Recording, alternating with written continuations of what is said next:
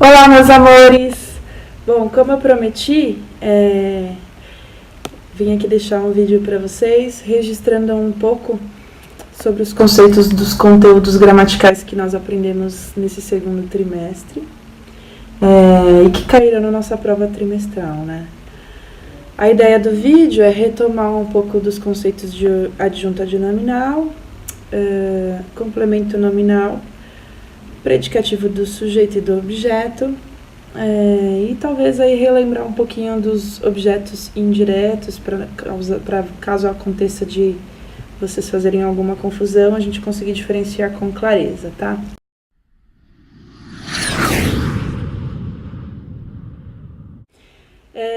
Falando um pouquinho sobre adjunta adnominal, começando por aí, a primeira coisa que é importante a gente lembrar sempre é que toda adjunta adnominal, a gramática sempre coloca como um acessório.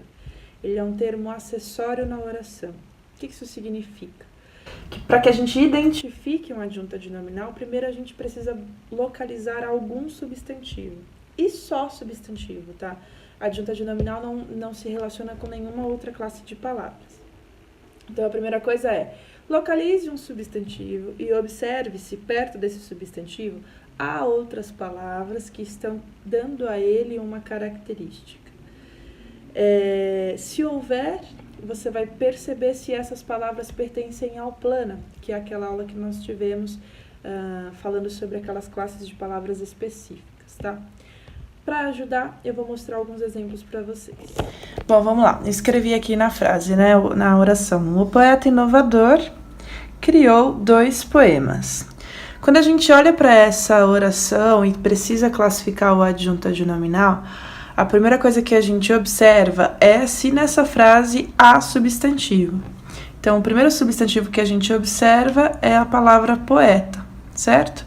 E depois aqui embaixo tem outro, que aí é a palavra poemas, né? Então, a segunda característica do adjunto adnominal é observar se perto dessas palavras que são substantivo, existem outras palavras que vêm para agregar ao substantivo uma característica.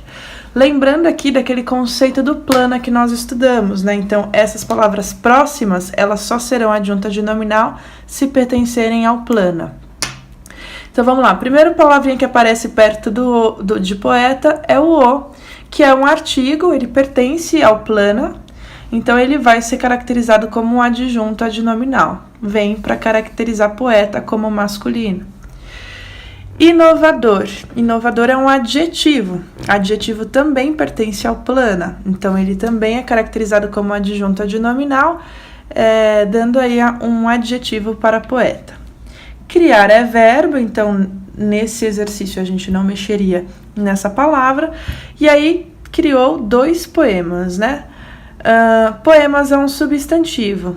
2 é numeral, também faz parte do plana. Então ele também é classificado como adjunto adnominal. Então nessa oração nós teríamos 3 adjuntos adnominais. Um artigo, um adjetivo e um numeral. Okay? Nessa segunda oração, ela gosta de doce. Eu escrevi a mesma oração, porém embaixo, olha o que eu acrescentei.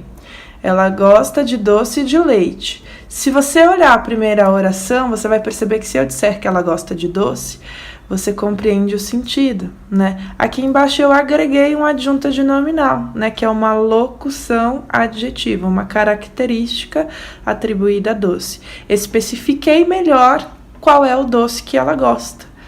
Mas, se a oração acabasse sem o adjunto adnominal, nesse caso você não teria o sentido da informação comprometido, tá? Então, nessa oração aqui, o substantivo que aparece é doce, o adjunto adnominal é de leite, por ser uma locução adjetiva e fazer parte do plana também. Para finalizar, adjunto adnominal, a gente tem a oração, meu querido pai é jovem. Se procurarmos os substantivos, nós vamos encontrar somente pai, né? E vamos encontrar aqui o meu, que é um pronome possessivo. Ele faz parte do plana, então ele também é uma característica atribuída ao substantivo, é classificado como adjunto adnominal.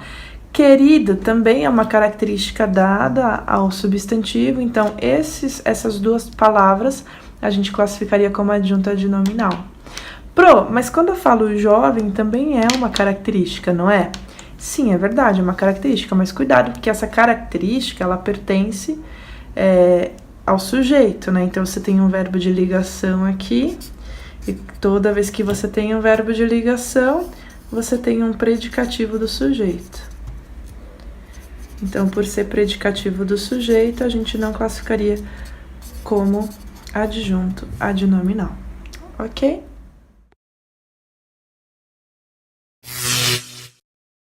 Bom, pessoal, então agora a gente parte para o complemento nominal.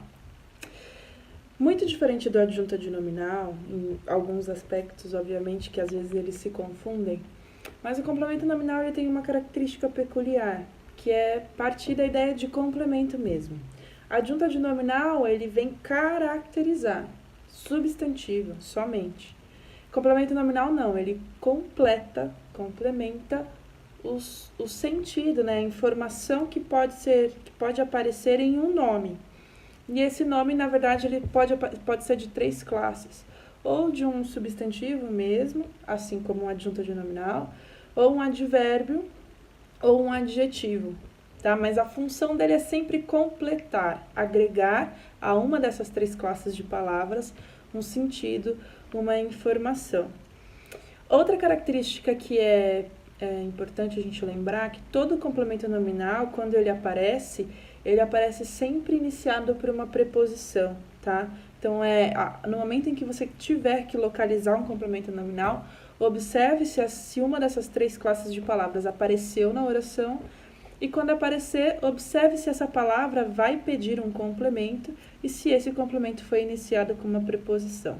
São 3 pontos básicos para identificar um complemento nominal. Vou mostrar para vocês alguns exemplos. Bom, nessa oração você tem: já acabou a construção do prédio.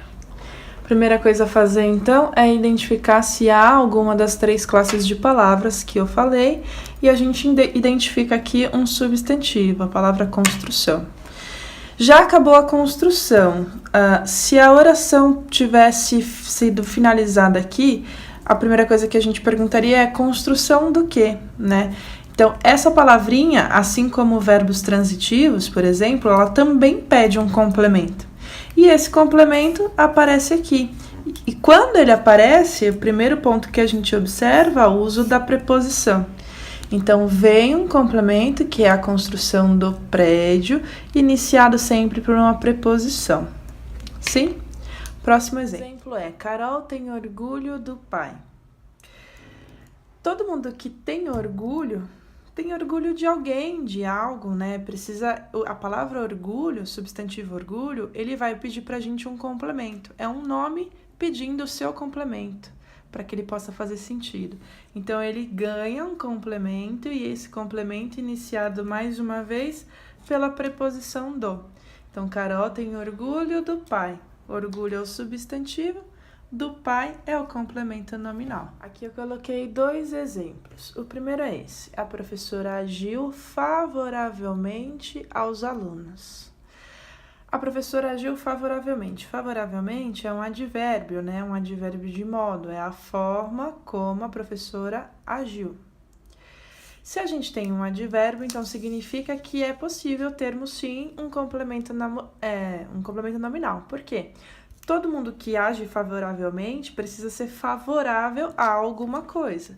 No caso dessa frase, ela foi favorável aos alunos. De novo, uma complemento nominal iniciado pela preposição aos. Então, você classificaria aos alunos como complemento nominal do advérbio favoravelmente. Aqui, já na última frase, a gente tem: tenho saudade de você. Todo mundo que tem saudade precisa ter saudade de alguém ou de alguma coisa. Então, é de novo um nome, né, um substantivo que pede um complemento. Ele ganha o seu complemento, mais uma vez, iniciado por uma preposição. Então, saudade de você, aqui é o nosso complemento nominal.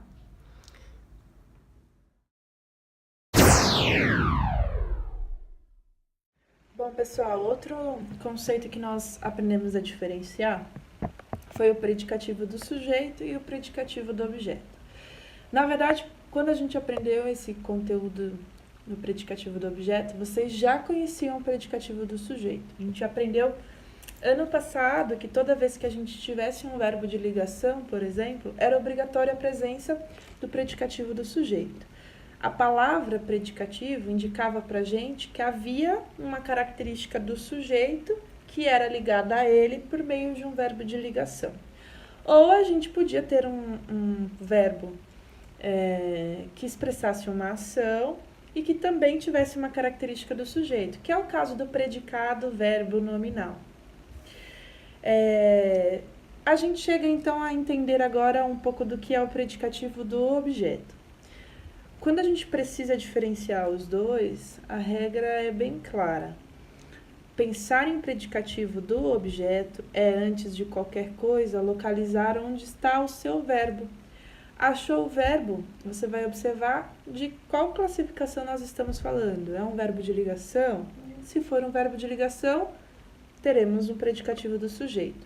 Se for um verbo transitivo, a gente vai pensar aí onde está o complemento desse verbo.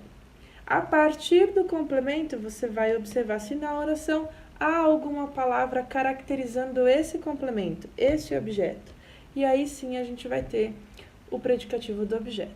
Então, eu vou mostrar para vocês de novo alguns exemplos. Dois outros exemplos. Ele a viu sorridente.